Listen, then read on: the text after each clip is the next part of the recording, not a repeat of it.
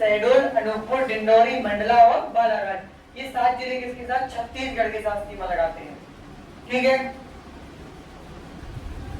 एक बार में किसी को याद नहीं होगा, जब धीरे धीरे पढ़ोगे ना 2-4 दिन इसी को देखोगे याद हो जाएंगे। ठीक, बालाघाट, सिवनी, छिंदवाड़ा, पांडुरना, बैतूल। ठीक, सर यूपी की 14 जिले गिनवा दो क्या? एक बार यूपी की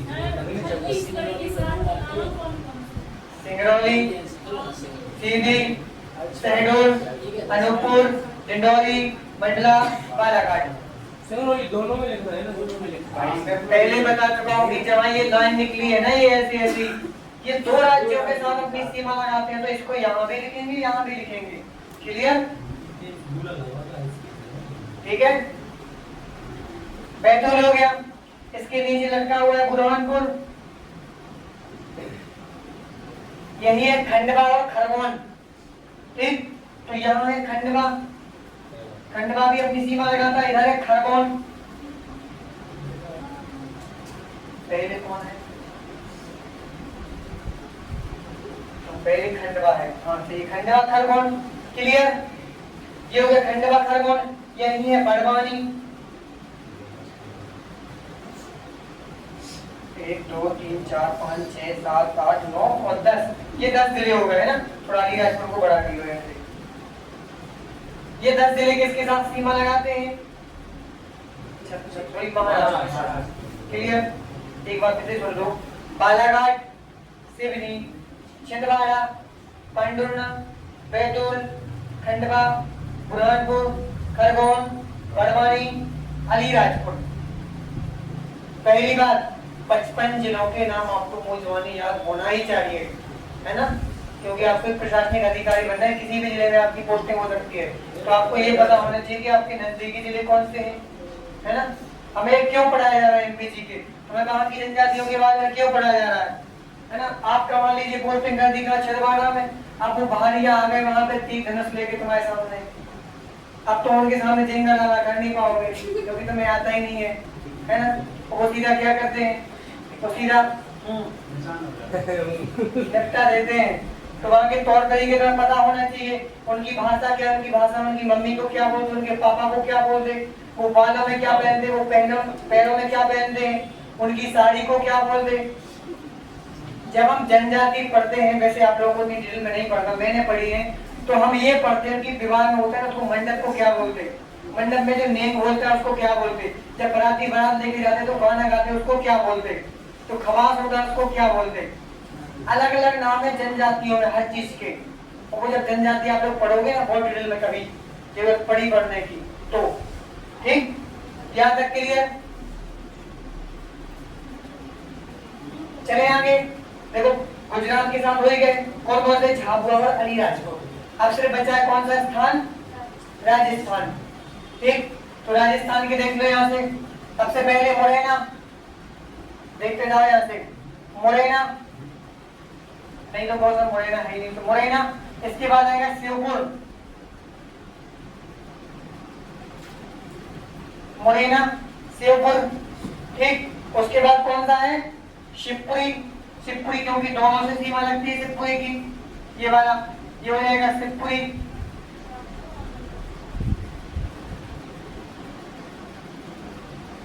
शिवपुरी, शिवपुरी, और देखो जैसे इधर अशोकनगर है, तो अशोकनगर से एक जिला अलग हुआ था, वो है गुना, गुना, मुरैना, मुरैना, शिवपुर, शिवपुरी, गुना। ठीक है जी, अब देखेंगे राजगढ़, कौन सा गढ़, राजगढ़। राजगढ़ के बाद देखेंगे आप आगर मालवा,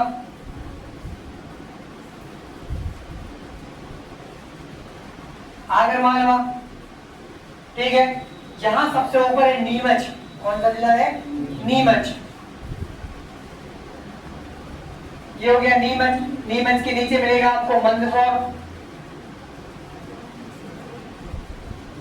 ठीक है, नीमच के नीचे कौन सा मिलेगा, मंदसौर।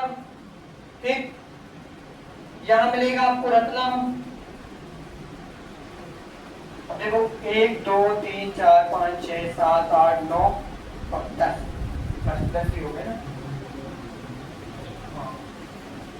क्लियर। ठीक, यहाँ देखो मुरैना, श्योपुर, शिवपुरी, गुना, राजगढ़, आगरमालवा, नीमच, मंदसौर, रतलाम, झाबुआ। ये 10 जिले हो गए किसके साथ? राजस्थान के साथ। यहाँ तक क्लियर। देखो कैसे इनको याद करना, एक बढ़िया खाली पेज बनाना घर पे, पहले इनको अच्छे से एक बार पढ़ लेना, नक्शा देख लेना, खाली पेज उठाना, पहले लिखना इन बॉर्डर वाले जिलों को, ठीक है। इसके बाद लिखना जो साइड वाले बीच वाले बचे हुए, आप पे आराम से बन जाएगा। तो जब आप पे नक्शा में बन जाएगा ना, तो पेपर में कैसा भी क्वेश्चन निकल के आ जाए, आपके दिमाग में होगा कि आपको पता है कि अनुकूल साइड में पड़ता है, तो साइड के ऑप्शन में आ ही नहीं सकता वो, ठीक। एलिमिनेशन मेथड से आपसे आराम से बन जाएगा। क्या था क्लियर सभी को? एक बार मैं बोल दूं आगे चले, मैं एक बार फिर से यहाँ देख लो सभी को, कोई नहीं हो गया?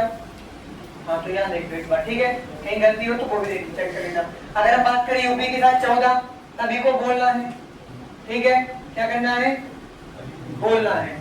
तो यूपी के साथ सबसे पहले मुरैना, मुरैना के बाद भिंड, उसके बाद दतिया, दतिया के बाद शिवपुरी के बाद, उसके बाद सागर के बाद टीकमगढ़, उसके बाद फिर सिंगरौली। ये हो गया यूपी। इसके बाद इधर छत्तीसगढ़ से देख लो, सिंगरौली, सीधी, शहडोल। देखो तीनों इधर, देखो तीनों साथ सीधी, सिंगरौली, शहडोल एक लाइन में याद हो सकते हैं कि नहीं? ऊपर नीचे भरी हो जाए, सीधी, सिंगरौली, शहडोल। उसके बाद अनूपपुर, डिंडौरी। अब देखो एक चीज बताऊं, यहाँ पे लिखा है एडीएम, तो एडीएम में होता है बहुत बल। एडीएम, ए से अनूपपुर, डी से डिंडौरी, मां से मंडला, बल से बालाघाट। एडीएम होता है ना, असिस्टेंट डिस्ट्रिक्ट मजिस्ट्रेट, ठीक है। तो एडीएम, तो यहाँ पे सीधी, सिंगरौली, शहडोल, एडीएम में बल। क्लियर। छत्तीसगढ़ आगे चले हम, देखो यहाँ से महाराष्ट्र के साथ देख लो, बालाघाट, बोलो, शिवनी, छिंदवाड़ा, पांडुर्णा, बैतूल, खंडवा, बुरहानपुर, खरगोन, बड़वानी, अलीराजपुर। इसके साथ देख लो, गुजरात के साथ तो सिंपल झाबुआ, अलीराजपुर दोनों ही, ठीक है। और यहाँ पे देख लो मुरैना, श्योपुर, शिवपुरी, गुना, राजगढ़, आगरमालवा, नीमच, मंदसौर, रतलाम, झाबुआ। यहाँ तक क्लियर। लहरीबाई का संबंध कौन से जिले से? डिंडोरी। डिंडोरी ध्यान रखना, नहीं लिखा हो तो आप लोग नोट कर लो, है ना। लहरीबाई एक हेडिंग डाल के लिखिए नीचे, दो राज्यों के साथ सीमा करने वाले जिलों के नाम लिखो। दो राज्यों के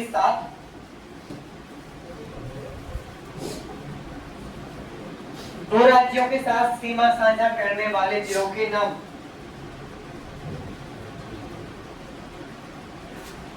दो राज्यों के साथ सीमा साझा करने वाले जिलों के नाम। दो राज्यों के साथ सीमा साझा करने वाले जिलों के नाम। क्लियर? क्लियर? यहाँ देखो,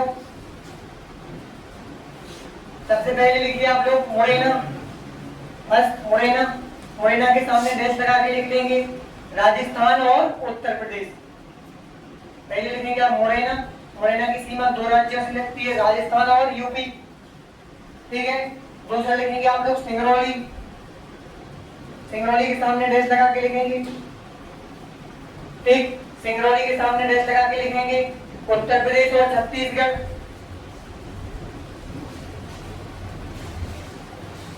यूपी और छत्तीसगढ़। देन नेक्स्ट लिखेंगे आप लोग बालाघाट। बालाघाट में लिख लीजिए देख के छत्तीसगढ़ और महाराष्ट्र, है ना। अगर आपको नक्शा पता है तो क्वेश्चन कैसा भी आ जाए, उल्टा सीधा कैसा भी आ जाए, आप पे बन जाएगा। बालाघाट हो गया, क्लियर। इसके बाद यहाँ देखिए अलीराजपुर। नेक्स्ट लिखेंगे आप लोग अलीराजपुर। अलीराजपुर में दो राज्य लिख लीजिए, महाराष्ट्र और गुजरात। ठीक है, आपका अलीराजपुर में क्या आ जाएगा, महाराष्ट्र और गुजरात। क्लियर। इसके बाद लिख लीजिए लास्ट झाबुआ। झाबुआ की बात कहाँ है, ये बिशनपुरी नहीं सर आपने बोला। हाँ देखिए झाबुआ पे, झाबुआ में गुजरात और राजस्थान छूट गया ना इसका। ठीक, गुजरात और राजस्थान। और नेक्स्ट लिखेंगे छठवें नंबर का आप लिखेंगे शिवपुरी। शिवपुरी में लिख लेंगे राजस्थान और यूपी।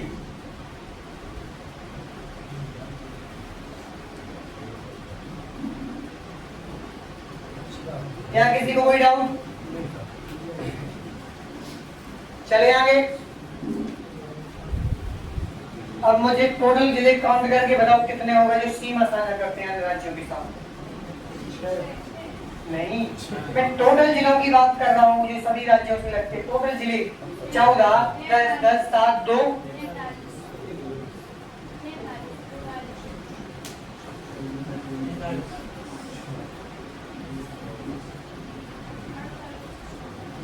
कितने हो रहे? कितने? 43, 43। अब उसमें से कुछ जिलों को घटाना पड़ेगा क्योंकि हमने इनको डबल डबल जगह काउंट किया है। जैसे 1, 2, तो कितने बच रहे हैं? वैसे को छोड़ो, अगर ऐसे काउंट करें हम 1, 2, 3, 4, 5, 6, 7, 8, 9, 10, 11, 12, 13, 14, 15, 16, 17, 18, 19, 20, 21, 22, 23, 24, 25, 26, 27, 28, 29, 30, 31, 32, 33, 34, 35, 36, 37, 38, 37। अच्छा, 55 में से 18 घटाओ, कितने बच रहे हैं?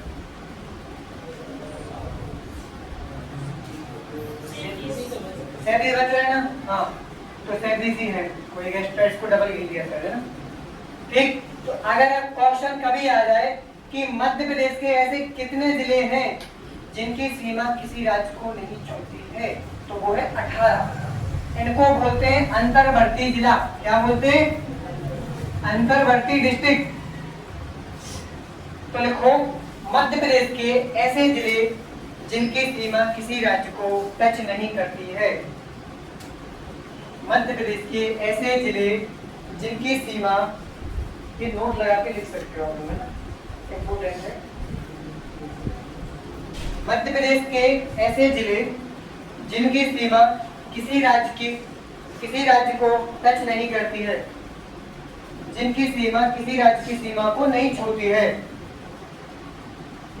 उन्हें अंतर्वर्ती जिला कहते हैं।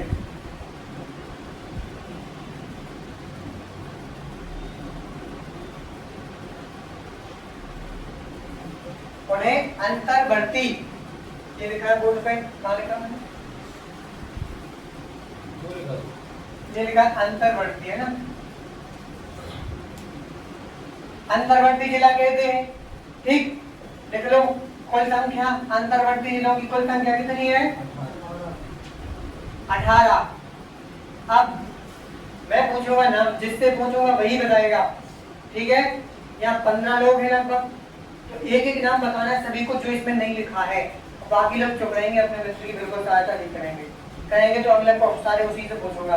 चलो बताओ, तो इन जिलों के अलावा ऐसे कितने जिले हैं जिनका नाम मैंने नहीं लिखा है? अभी कितना का 37 होगा ना? 38 में बोलो, कोई भी बोल लो। ठीक, भोपाल तो हाँ, भोपाल एक एक करके बोलना है। 39 में ग्वालियर, उज्जैन, विदिशा, रायसेन,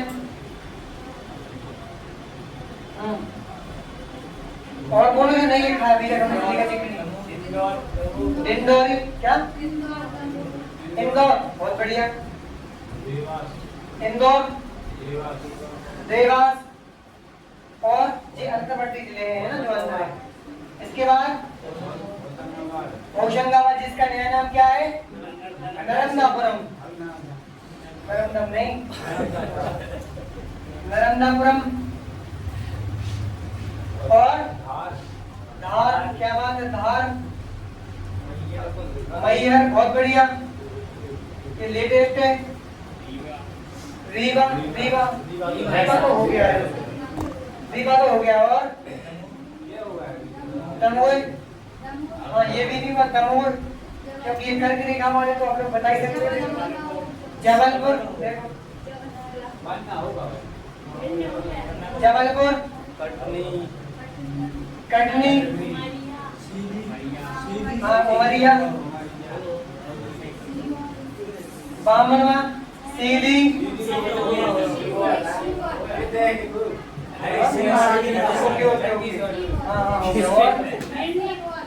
बेंड तो ये बेंड बनेगा से ऊपर तो कोने पे जाते क्या सी। और आप बताओ, नक्शे में देख के ही बता दो। 53, 54, 55, शाहजहांपुर, बहुत बढ़िया, उज्जैन हो गया, और नरसिंहपुर, नरसिंहपुर में बलमान घाट, यहाँ पर मकर संक्रांति में बहुत बड़ा मेला लगता है, जो सामने है ना, क्योंकि मैंने सुना था कि लोग बहुत जाते वहाँ पे बलमान घाट पे मकर संक्रांति को। एक और बचा है, बताओ, देख के बता दो। हरदा नहीं बोला किसी ने, हरदा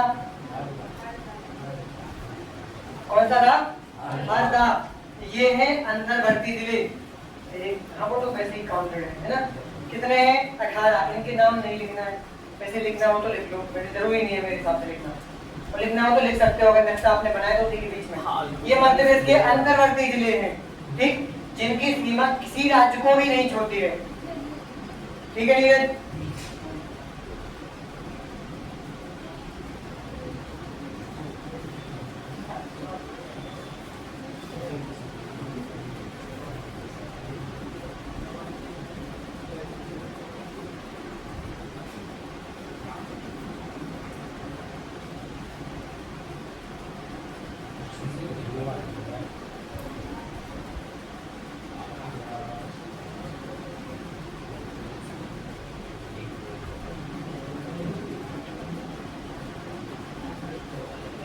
आप सुबह शाम डेली 5 बार नक्शा, सुबह शाम डेली एक बार नक्शा पढ़ना 5 दिन तक के लिए, आपको सारे जो भी बॉर्डर पे है ना सभी याद हो जाएंगे आराम से, है ना, इतनी कोई कठिन बात नहीं है।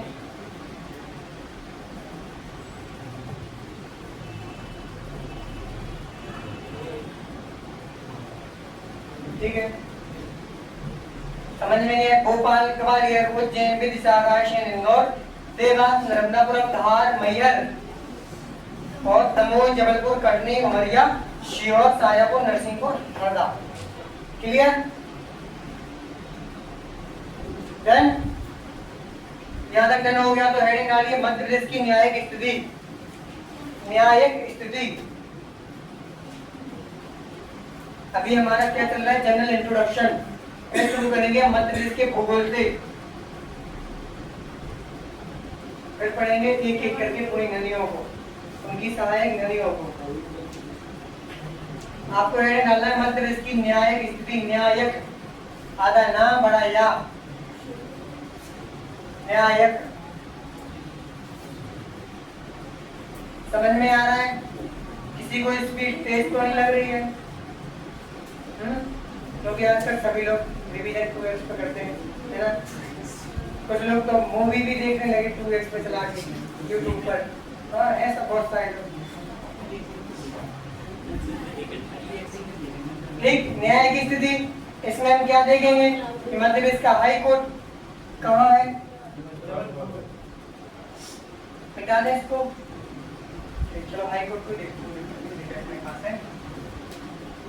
तो सबसे पहले देखेंगे हाई कोर्ट, तो मध्य प्रदेश हाई कोर्ट का स्थान क्या है,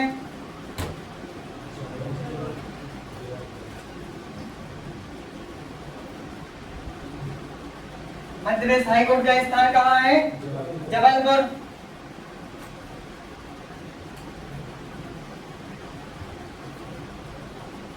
बात करें इसकी स्थापना की, मध्य प्रदेश हाई कोर्ट की स्थापना कब हुई थी, तो जिस दिन मध्य प्रदेश की स्थापना हुई थी, मध्य प्रदेश का गठन हुआ था उसी तारीख को मध्य प्रदेश हाई कोर्ट की स्थापना हुई थी। कब? 1 नवंबर 1956 को। तो लिख लीजिए सामने 1 नवंबर 1956 को मध्य प्रदेश हाई कोर्ट की स्थापना हुई थी। अब एक क्वेश्चन है मेरा, जितना तुमसे टेंशन मत लेना, नहीं है तो कोई बात नहीं, पहली बार पढ़ रहे हैं। मध्य प्रदेश का हाई कोर्ट जबलपुर यानी 1956 से पहले कहाँ था? इधर इधर इधर विक्रम, इस ग्रुप से कोई उसको छोड़ गया को। मध्य प्रदेश का हाई कोर्ट 1956 से पहले कहाँ था? नहीं।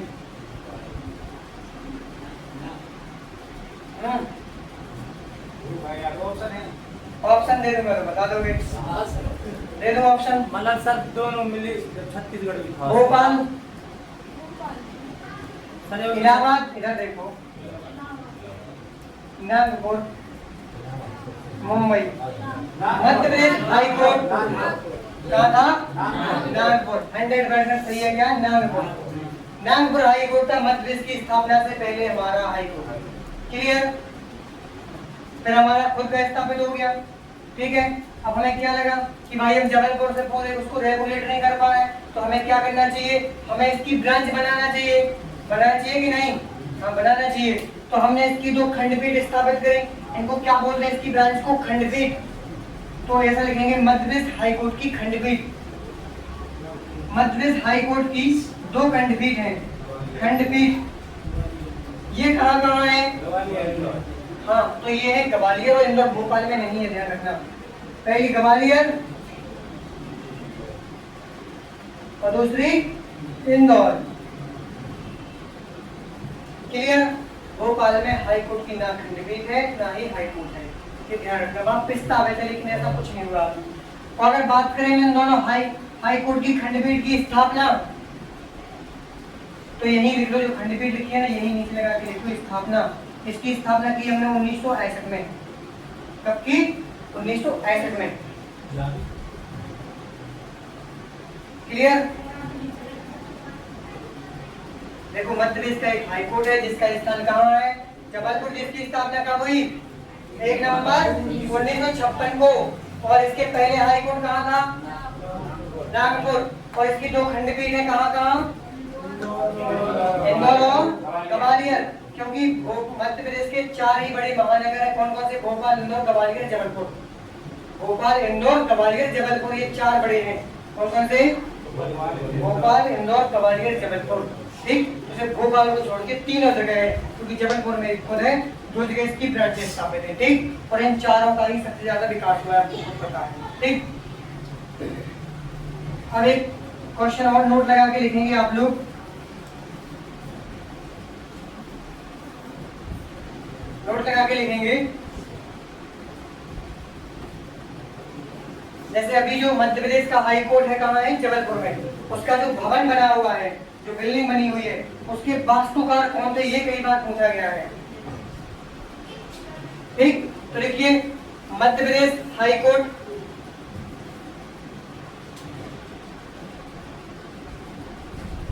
मध्य प्रदेश हाई कोर्ट भवन के वास्तुकार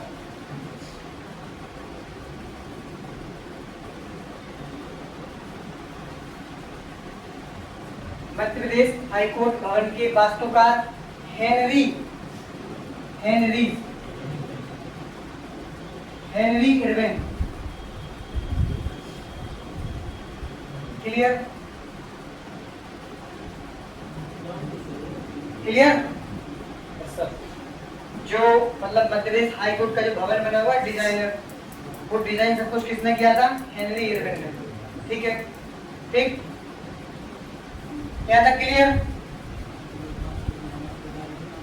अभी मुझे यही बता दो, मध्य प्रदेश हाई कोर्ट के वर्तमान मुख्य न्यायाधीश कौन है? करंट में किसी ने पढ़ा हो? हाँ, मध्य प्रदेश हाई कोर्ट के वर्तमान मुख्य न्यायाधीश कौन है?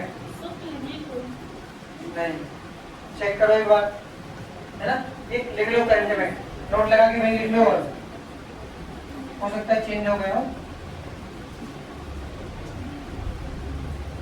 मध्य प्रदेश हाई कोर्ट के करंट चीफ जस्टिस, ऐसा बोल दो, current chief justice of MP high court. कौन है? विवेक रूसिया। शक्ल से है कोई? दरअसल तो आया विवेक रूसिया। कब बने ये अपॉइंट की डेट? कार्यवाहक है सर 2026 कार्यवाहक है, वैसे नहीं है कोई, तो लिख लो क्या नाम है? विवेक रूसिया। क्या? विवेक रूसिया। विवेक रूसिया। विवेक रोशिया। हाँ।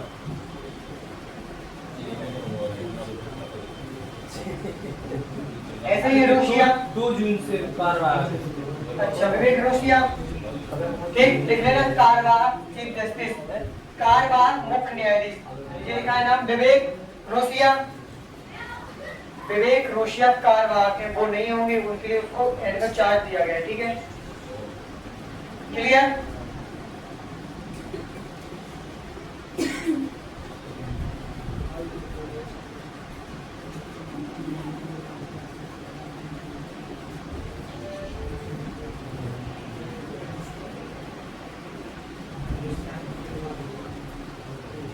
देखो न्याय, सॉरी, देखिए मध्य प्रदेश की राजनीतिक स्थिति 2 मिनट में हो जाएगा, है ना? भूख तो नहीं लगी किसी को, तो भी कुछ लोग बोलते नहीं, लेकिन लगी तो रहती है ना? 2 मिनट और सही, है ना? देखो मध्य प्रदेश की राजनीतिक स्थिति, हाँ, मध्य प्रदेश की राजनीतिक स्थिति छोटा सा टॉपिक है, मध्य प्रदेश की राजनीतिक स्थिति।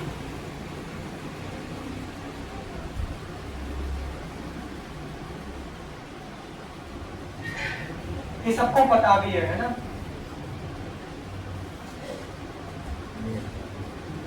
क्या लिखेंगे? विधानसभा, क्या लिखेंगे? लोकसभा। अपन को यहाँ पे सीटें देखना है ना, सबको पता है। पहले राज्यसभा, ठीक, कि मध्य प्रदेश में विधानसभा की कितनी सीटें हैं, लोकसभा की कितनी सीटें हैं और राज्यसभा की कितनी सीटें हैं, एससी की इसमें कितनी रिजर्व है, एसटी की कितनी रिजर्व है, बस इतना ही देखना है, क्लियर? तो बताओ भाई, मध्य प्रदेश में विधानसभा की सीटें कितनी हैं? 206। किसने बोला 206? 230। 230 सीटें, 230 कितनी है? 230। अब हम ये देखेंगे कि अनुसूचित जाति और अनुसूचित जनजाति के लिए इसमें कितनी सीटें रिजर्व हैं। इसके पहले मैं एक क्वेश्चन मोहिनी से पूछना चाहूंगा। मोहिनी ये बताओ, आर्टिकल 338 में क्या लिखा है भारतीय संविधान के? अनुच्छेद 338 में क्या है? कोई नहीं बताएगा? हाँ, अनुसूचित जाति आयोग, एक और राष्ट्रीय अनुसूचित जाति आयोग, ठीक है? राशि आप उनकी हेल्प कर दो, ये और बता दो मुझे। 338 राष्ट्रीय अनुसूचित जनजाति आयोग। कशिश आप ये बता दो, लाइन से बैठी हो तो दीवाना क्या? राष्ट्रीय ओबीसी आयोग, ठीक, इसमें इसकी जानकारी मिल गई। ये आयोग कैसे है? संवैधानिक की सांविधिक की कार्यकारी? संवैधानिक, वो आयोग जिनका बैठक संविधान में लिखा है वो कैसे होते हैं? संवैधानिक आयोग, ठीक। तो हम देख लें इसमें से 230 में से कितनी सीटें अनुसूचित जाति के लिए और कितनी सीटें अनुसूचित जनजाति के लिए रिजर्व है, ठीक है? तो यहाँ लिखेंगे एससी, यहाँ लिखेंगे एसटी, इसको बोलते हैं अनुसूचित जाति, इसको बोलते हैं अनुसूचित जनजाति, ठीक? शेड्यूल्ड कास्ट, शेड्यूल्ड ट्राइब, ठीक। तो इसके लिए 35 और इनके लिए कितने हैं? 47, क्योंकि इनकी जनसंख्या ज्यादा है हमारे यहाँ पे, एसटी ज्यादा है, अनुसूचित जाति कम है, जनजाति ज्यादा है हमारे यहाँ पे। 15% है एससी और 21% है एसटी पूरे मध्य प्रदेश की जनसंख्या में देखा जाए तो, ठीक है? यहाँ मध्य प्रदेश की हर एक 5 लोगों में से एक लोग किसका है? जनजाति का है ना? यहाँ भले ही नहीं होना, लेकिन अगर जनसंख्या को पूरा देखें तो 20 नहीं 21% है पूरा। कुल जनसंख्या में से 1.5 करोड़, लगभग जनसंख्या कितनी है मध्य प्रदेश की? 7 करोड़ वैसे 2011 के आंकड़ों में, तो 1.5 करोड़ क्या है? एसटी, ठीक। तो सीटें कितनी है एसटी के लिए? 35 और एसटी के लिए 47, याद रखें। अब मध्य प्रदेश में लोकसभा की सीटें कितनी है बताओ? कि पूरी भाजपा ने जीती है, कितनी है? 29। तो लोकसभा की सीटें कितनी है मध्य प्रदेश में? 29 सीटें, जिस पर 29 पर ही कमल खिला है, है ना। अब धीरे धीरे कॉकरोच खा जाएंगे लीडर्स को, ध्यान रखना। ठीक, अब हम इसमें भी देख लें एससी का और एसटी का, एससी का और एसटी का। तो इसमें भी बिल्कुल सेम है, कम इनको देंगे ज्यादा इनको देंगे। तो इनको दे देंगे 4, इनको दे देंगे 4, इनको दे देंगे 6। 4 सीटें हमने अनुसूचित जाति के लिए रिजर्व कर दी हैं और 6 सीटें अनुसूचित जनजाति के लिए। तो वीरेंद्र खटीक कौन से आते हैं, अनुसूचित जाति से कि जनजाति से? जनजाति से आते हैं, एससी से आते हैं। देखो तो वीरेंद्र खटीक की एक सीट इसी में से रिजर्व है हमारी, वो यही रिजर्व है। टीकमगढ़ जिले की अनुसूचित जनजाति की लोकसभा के लिए सीट आरक्षित है। जब कभी कई सालों में परिसीमन होगा तो फिर पूरा सर्किल घूमेगा, इसके बाद ही सीट चेंज हो सकती है ना, अभी नहीं होगी। ठीक, तो टीकमगढ़ की सीट एससी के लिए रिजर्व है। कोई कैंडिडेट लड़ेगा तो वो एससी का ही होगा, अदरवाइज नहीं तो फिर राकेश गिरी, के श्रीवास्तव ये तो पहले ही लड़ लेते सांसद में चुनाव, है ना, तभी वो नहीं लड़ पाते क्योंकि जनजाति से है ही नहीं। याद क्लियर? और राज्यसभा की बता दो 11 सीटें। इसमें नहीं होती ना। हाँ, इसमें एससी एसटी के लिए कितनी है? 0 बताओ। एक भी नहीं होती ना सर इसमें। क्या? हाँ, इसमें कोई आरक्षण नहीं है, किसी राज्य को नहीं है। ठीक, लिख लिया क्या किसी ने? ठीक, राज्यसभा में किसी को भी आरक्षण नहीं दिया गया है क्योंकि राज्यसभा एक स्थायी सदन है। ठीक है, हम स्थायी रूप से किसी को रिजर्वेशन नहीं दे सकते। ठीक, राज्यसभा में किसी को आरक्षण नहीं दिया जाए। ठीक है कृष्णा, तुम भी राज्यसभा में जा सकते हो, जा सकते कि नहीं, है ना। अगर मान लो तुम अच्छे क्रिकेटर बन गए या अच्छे कोई एक्टर बन गए या बुंदेली कॉमेडियन बन गए, कुछ भी बन गए, तो तुम्हें राष्ट्रपति क्या करेंगे? आर्टिकल 80 के अनुसार कहाँ बुला लेंगे? राज्यसभा में बुला लेंगे, क्योंकि आर्टिकल 80 के तहत राज्यसभा कितने लोगों को बुला सकते हैं? कितने? 12। किस आधार पे? लास्ट के आधार पे। LASS, L से हो गया लिटरेचर, लिटरेचर मतलब साहित्य, साहित्य जैसे तुम कोई बड़े लिखने वाले कवि हो, इस आधार पे तुम्हें राज्यसभा में सीधा सांसद बनाया जा सकता है। दूसरा A से आर्ट, आर्ट मींस कला, जैसे मैं कंगना रनौत को देख लो, क्या नाम उसके टकले का, क्या नाम? अमित शाह ने सीधा कंगना रनौत को बना दिया। भाई कोई कला नहीं इसके अंदर, कला है लेकिन खाना बनने थोड़ी ना है। ठीक, इसके बाद साइंस, कोई तो साइंटिस्ट हो, कोई रिसर्चर हो, इसके लिए तो बुलाया जा सकता है। और कोई सोशल वर्कर हो, समाज सेवी हो, या समाज सेवी सभी होंगे, है ना। थोड़ा सा काम किया, इंस्टाग्राम पे स्टोरी लगाते, समाज सेवी तो हम भी बन जाते हैं समय समय पे। ठीक है, यहाँ तक क्लियर? तो लास्ट के आधार पे अनुच्छेद 80 के तहत 12 लोगों को राज्यसभा में सीधा नॉमिनेट किया जाता है। ये बात हम कर चुके हैं पहले पॉलिटी में। यहाँ तक सभी को समझ में आया? किसी को कोई डाउट? भूख लगी है नहीं तो रिवीजन भी करवा देता 15 मिनट में पुनः यही वाला।